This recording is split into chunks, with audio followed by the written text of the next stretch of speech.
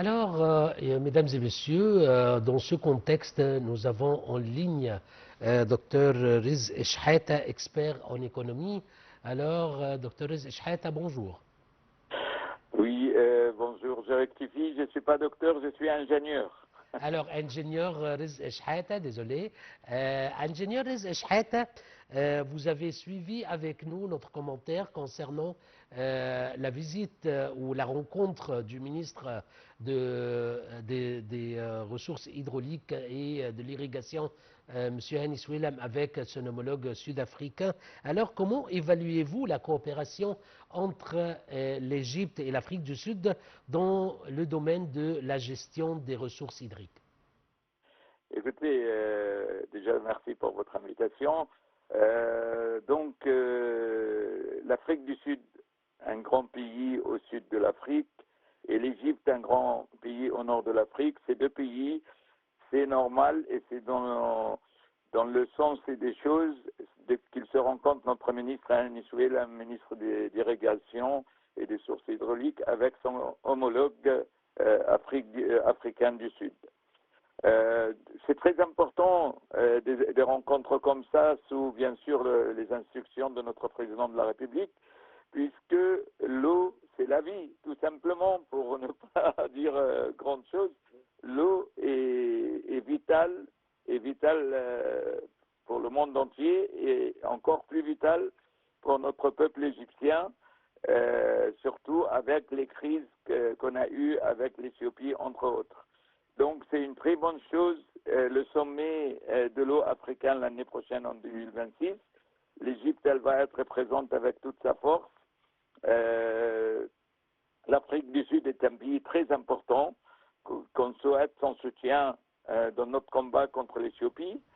Moi je me félicite de cette rencontre qui ne peut que déjà appuyer la politique égyptienne dans ce dossier et en même temps gagner l'Afrique du Sud de notre côté, la même Afrique du Sud qui a porté plainte au tribunal international de la Haye contre Israël, appuyé par l'Égypte également.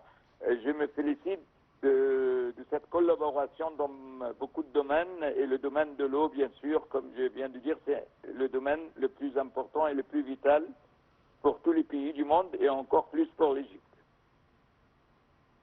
Très bien. Alors, ingénieur Riz Shahata, alors la déclaration du CAP est présentée comme une feuille de route pour mobiliser les investissements. Quelles en sont alors, selon vous, les étapes prioritaires de mise en œuvre? Les étapes prioritaires, c'est de mettre une charte pour les peuples africains et même pour tous les pays du monde qui respecte le droit de chacun à sa part d'eau pour l'agriculture, pour tout usage de l'eau. Et donc, l'Égypte, elle est dans son bon droit, dans son dossier du Nil, mais il y a d'autres lacs, il y a d'autres fleuves dans le monde. Et il faut vraiment que l'Afrique et puis les Nations Unies derrière adoptent une charte réactualisée du monde dans lequel on vit aujourd'hui, pour que n'importe quel pays ne fait pas tout et n'importe quoi. Et donc, je pense qu'on doit mettre des articles, on doit mettre une constitution mondiale, on doit parler des droits des peuples à leur droit à l'eau. Et donc, tout ça peut se faire dans un sommet de ce sens. Il faut mettre la pression sur l'Éthiopie, il faut montrer que nous ne sommes pas contre le développement en Éthiopie, mais pas sur le compte du peuple égyptien, tout simplement. Chaque pays au monde a le droit à son développement, tout en respectant leurs voisins ou les autres personnes qui ont des intérêts vitaux, comme la fleuve du Nil, bien entendu. Donc, franchement, c'est le moment ou jamais.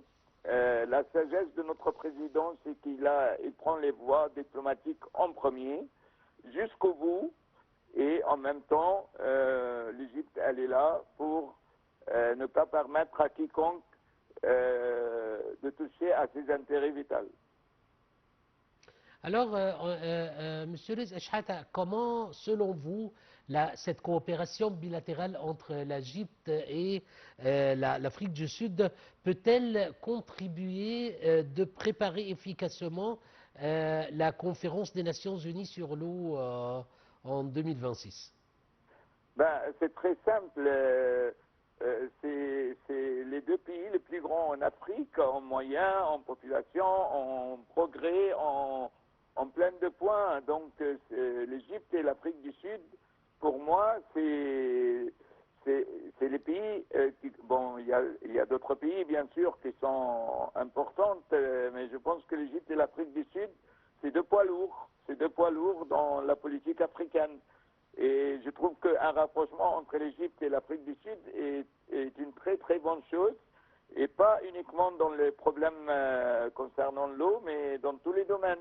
L'Afrique du Sud, c'est un pays aussi puissante militairement et dans des domaines de progrès dans pas mal de choses, et collaborer avec l'Égypte, c'est une plus-value pour tous les deux pays. L'Égypte aussi a ses points forts qui peut aider aussi dans certains dossiers l'Afrique du Sud, et c'est similitude dans les deux sens.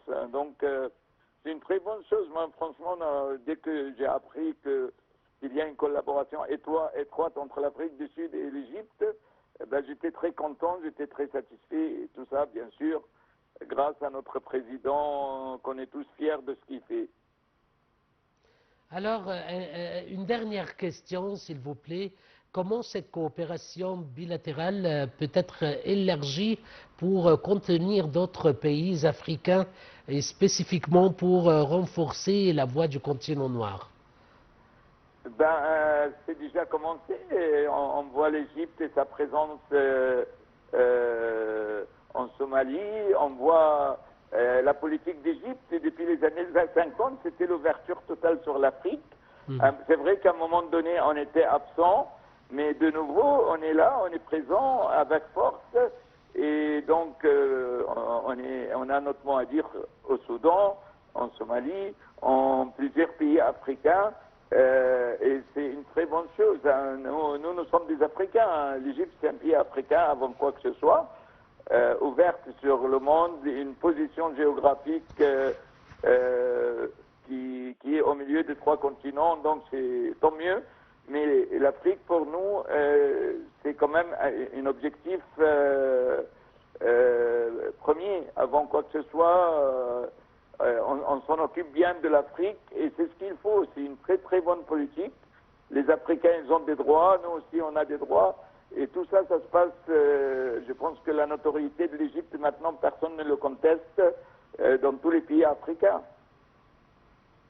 Ingénieur Riz Eshhata, vous êtes expert en économie. Je vous remercie infiniment pour votre intervention effective et je vous souhaite une très bonne journée.